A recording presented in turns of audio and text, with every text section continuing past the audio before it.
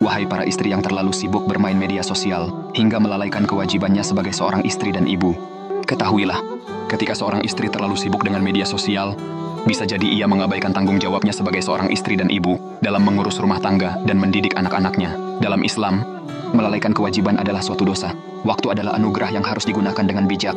Jika waktu dihabiskan untuk hal yang kurang bermanfaat seperti berlebihan dalam bermain media sosial hingga membuatnya lalai dari mengingat Allah, maka itu bisa dianggap sebagai dosa. Allah Subhanahu wa Ta'ala berfirman dalam Al-Quran, yang artinya, demi masa, sesungguhnya manusia itu benar-benar berada dalam kerugian. Quran Surah Al-Asr 1-2. Media sosial seringkali menjadi tempat penyebaran fitnah, gosip, dan informasi yang tidak benar. Jika seseorang ikut serta dalam hal tersebut, maka ia juga berdosa karena menyebarkan kebohongan dan merusak nama baik orang lain. Ketika media sosial menjadi prioritas dibandingkan keluarga, hal ini bisa menyebabkan keretakan dalam hubungan suami istri.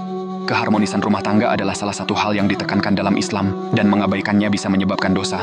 Ketahuilah, salah satu godaan dalam bermain media sosial adalah keinginan untuk pamer dan mendapatkan pujian dari orang lain. Perilaku pamer, riya, adalah dosa dalam Islam karena dilakukan bukan untuk mencari ridha Allah Subhanahu wa Ta'ala, melainkan untuk mendapatkan pujian-pujian dari manusia, hingga membuat kita sombong dengan banyaknya followers yang kita dapatkan. Sebagai seorang muslim, penting untuk selalu introspeksi diri dan memastikan bahwa aktivitas yang kita lakukan tidak mengabaikan kewajiban dan nilai-nilai Islam.